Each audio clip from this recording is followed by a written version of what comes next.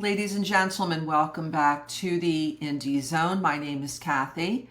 We are today continuing to address, discuss, give opinions on the Memorandum Decision that was referenced in the Permanent Injunction issued to the city of Moscow by Judge Megan E. Marshall. If you have not yet had an opportunity to watch episode number 1, please do so at your convenience. It gives the background into what's going on here, talks about the tragic events at 1122 King Road, and then went into the details regarding what's called the procedural posture, what led to the case being established.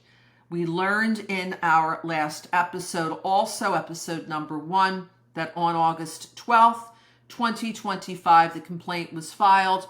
And then along with the complaint, where we pick up here at page number 3, there was an ex parte motion for temporary restraining order made under IRCP 65B as in boy, following an in-camera review of 4 redacted body cam videos and approximately 181 photographs. An order granting plaintiff's motion for a temporary restraining order and a temporary restraining order were issued on August 15th, 2025.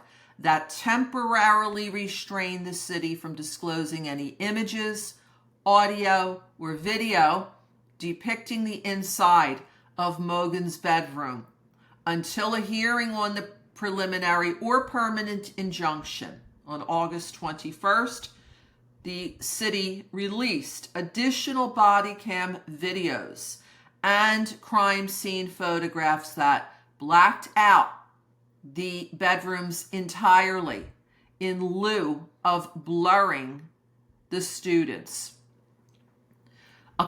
And then the court went ahead and issued what the court did on August 15th, 2025, the temporary restraining order.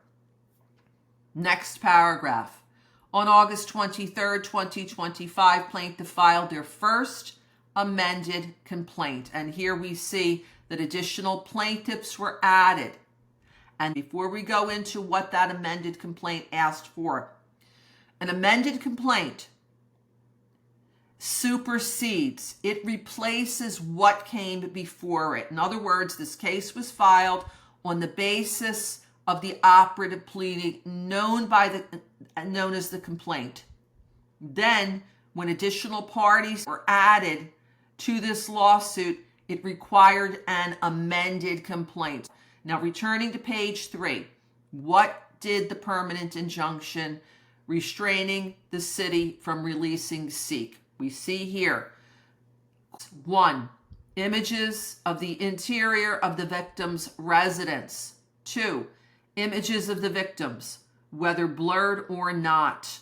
3, images of the bedrooms where the victims were unalived. 4, images of the scenes, including images of pools and dried.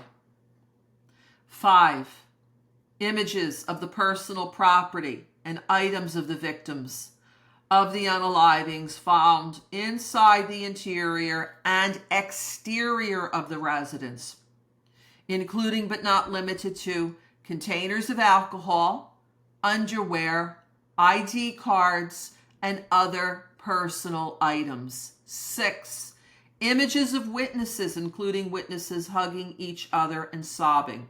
7, videos and audio media containing sounds of the witnesses, including sounds of them sobbing. And 8, video and audio media concerning statements of witnesses given to law enforcement officials, including statements evidencing their extreme emotions. Ladies and gentlemen, if I could interject one point here, please note that there were, what we understood from the affidavit of probable cause, 2 bedrooms.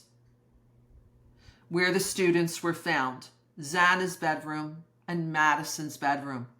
The affidavit of probable cause said, page 2, that a K-bar sheath was visible from the doorway.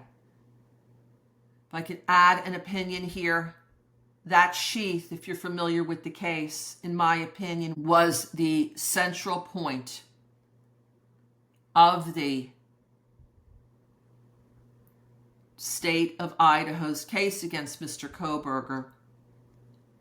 At one of the January 2025 hearings conducted by Judge Stephen J. Hippler, when defense counsel stood up in open court and was arguing in favor of one of the motions to suppress, Judge Hippler turned and said words to the effect that DNA left on a sheath at the crime scene is probable cause every day of the week and twice on Sunday, to show how central, in my opinion, that sheath was. The court didn't quote from images of suspect vehicle 1 or quote from whatever information warrants returned on Mr. Kohberger's 8458 phone, but he did the sheath. The public has never seen an image of this sheath at the crime scene, at the lab, at the Moscow Police Department, where it was before it went to the Idaho State Lab in Meridian, and it began that travel on November 16th, 2022. As of today, October 3rd, 2025, the public has never seen this K-bar sheath itself. Continuing on, page number 3 at the bottom. On August 25th, 2025, the parties submitted a stipulation. That's an agreement, ladies and gentlemen. When you hear that word stipulation, that means the two sides are submitting something. You'll see both sides' signature or something, words to the effect that one side contacted the other and gave permission to say that this was a stipulation. Stipulation of the parties submitting this matter for a decision on the permanent injunction based on the declarations, pleadings, and briefing on file. And then the next sentence talks about a hearing that was held on August 28th, 2025 via Zoom, who was present. And it goes into the next page regarding that hearing. Next page, page number 4. Following the hearing, the court took the matter under advisement and issued an amended temporary restraining order which prohibited the city from disclosing any images, audio, or video depicting the inside of the bedrooms of Madison, Goncalves, and Kernodle. Next paragraph. Now, having considered the evidence, pleadings, and argument, the court issues the following memorandum decision, granting in part plaintiff's complaint for permanent injunction. And then there's a long paragraph going into what's called the legal standard. The court here is now citing to what gives her the authority to consider this matter, citing to pursuant to Rule 65 of the Idaho Rules of Civil Procedure. So the court's now citing to the rule that was promulgated by the Idaho Supreme Court, Rule 65 of the Idaho Rules of Civil Procedure.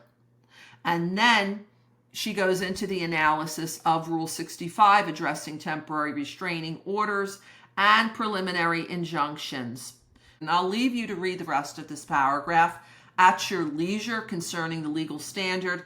The next paragraph is when things get to the heart of what is being asked for here. The analysis section, section 3. 3A, Idaho Public Records Act.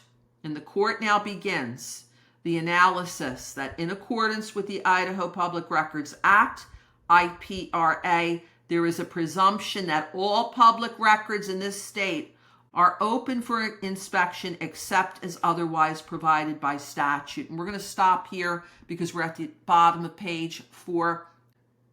If you have any comments, any thoughts, any opinions, please leave them here. Until next time, this is Kathy.